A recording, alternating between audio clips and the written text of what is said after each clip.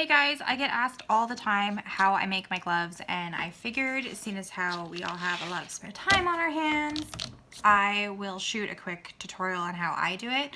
It's super simple, it takes no time at all, and once you've done this a couple of times, you will do gloves in less than like 15 minutes, and they will fit perfectly.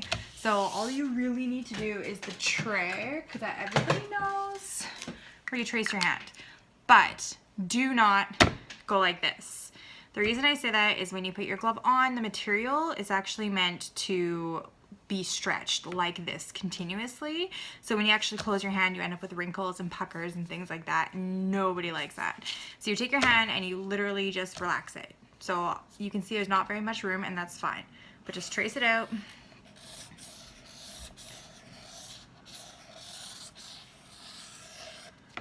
Simple. And then all we do is cut.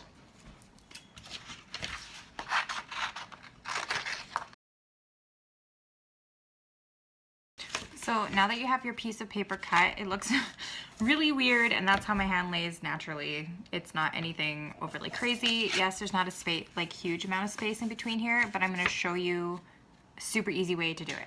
So you get your material, and I'm gonna make it a little bit longer so you can actually extend the length of your wrist or anything like that that you need to do. So you find your material, hopefully it's stretch. So mine stretches this way, and that's the way I want it to stretch because I want it to stretch around my arm. So I'm going to lay it down. I'm gonna use a Sharpie to mark it just because it'll be easier for you guys to see. And you don't need to waste a lot of fabric to do this either. So, let's see. That is more than enough. So I have a little bit on either side, which will give me enough for seam allowance, and no worries. So all I'm gonna do is use a Sharpie, use chalk, use like the invisible markers or anything, and you just, let's see if my Sharpie will work. Dot along your pattern. I know that there's not much room between your fingers, it doesn't matter. Just make it so you can see where they line up.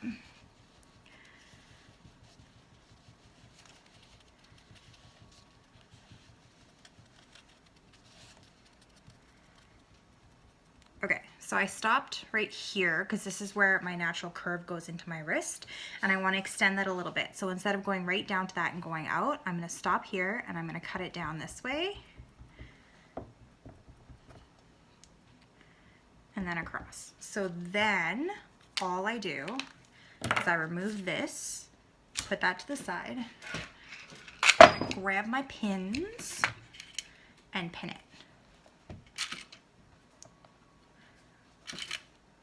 And now this is where most people end up struggling because they mark their patterns, and then naturally the next thing to do would be cut it out. We're not going to do that. It actually makes your life way more complicated than it needs to be when it comes to gloves. So pins are just random everywhere. I'm gonna take my scissors and I'm gonna cut this piece.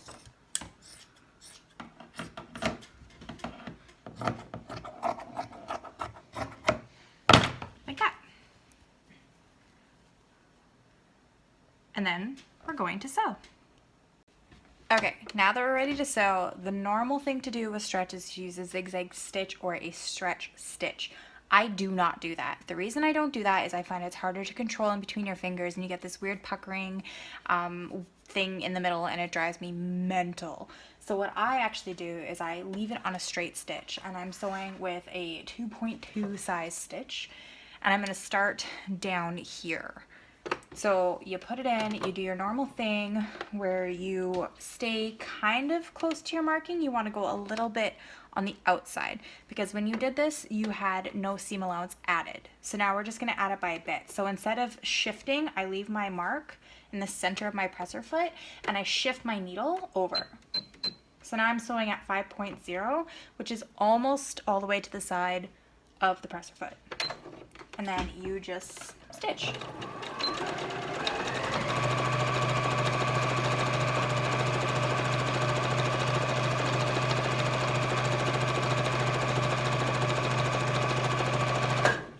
Okay, now that we're getting near the finger, do your nice stop, rotate, stop, rotate.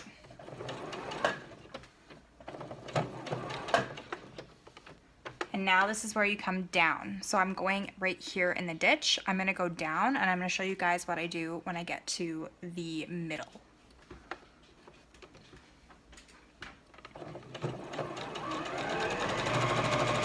Okay, so that's the middle. So I'm stopping, I'm lifting my presser foot, I'm rotating my fabric, putting it down, doing 2 stitches. Okay, lift, rotate, go back up your next finger.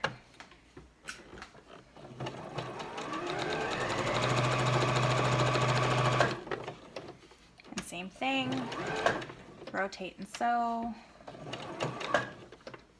go down,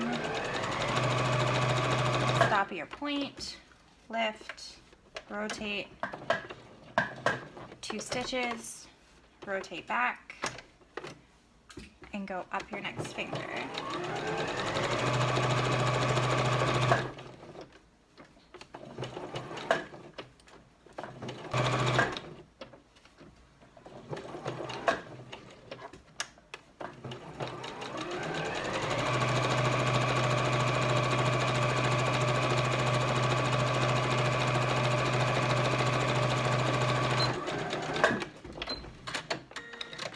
Okay, so now that we've gone all the way around our glove, your next best thing to do is to actually stick your hand into this glove before you cut it out.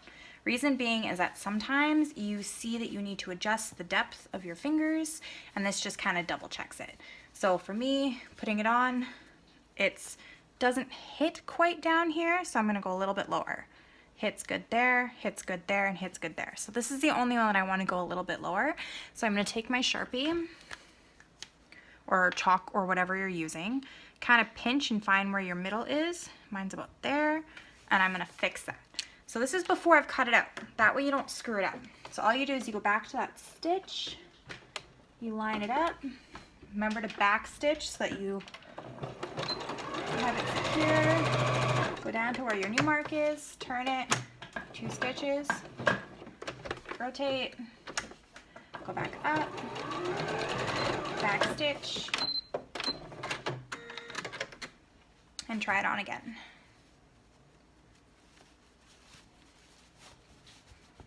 That fits so much better.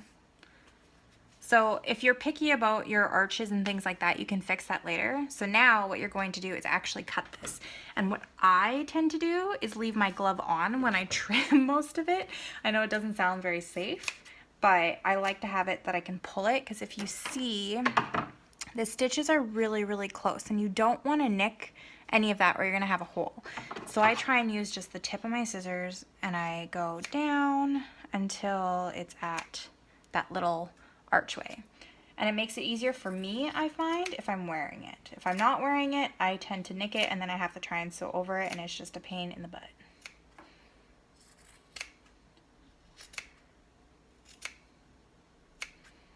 Just be very careful, because sewing scissors and cutting yourself is not something you want to do. Okay, so now that I've done that, I'm going to take it off and finish trimming it.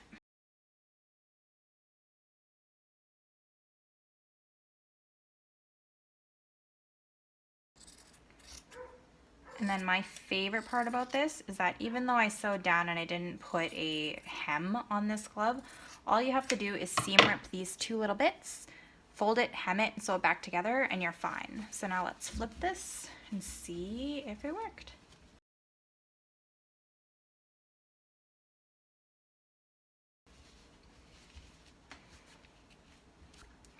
All right, that's what it looks like, which looks kind of janky, but look at that. Nailed it. So if you find anything like this that may bug you, all you have to do is flip it back to being inside out, mark it, and restitch. So once you've done this a couple of times, you'll find out where is more comfortable for you. Like for me, this is comfy because I don't have a very low V in these 2 fingers versus my pinky. However, you might want to lengthen this, but if not, there you go. Simple, easy gloves. Thanks for watching.